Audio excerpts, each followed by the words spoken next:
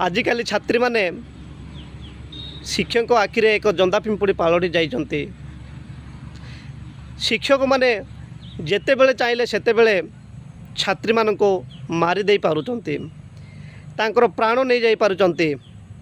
भावन्तु एई मनीष प्रति केते जे अन्याय करुछि।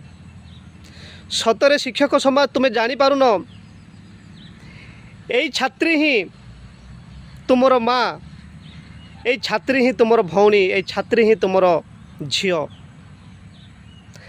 तुम्हें ताकू मशा माची भली जेते बेले चाहुच सेते बेले ताकू शोषण करुच, ताकू निर्यातना दौच, ताकू धर्षण करुच, आ परिशेष रे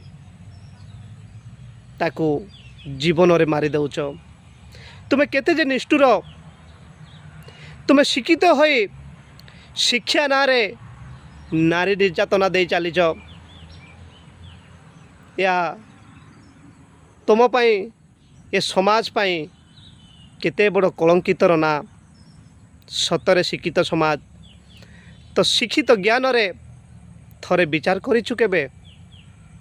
थरे विचार कर। नारी जाति को सम्मान देबारे केबे भी पछगुंचा देना। तोर भी माँ, तोर भी भौणी एवं तोर भी झियो अछंती।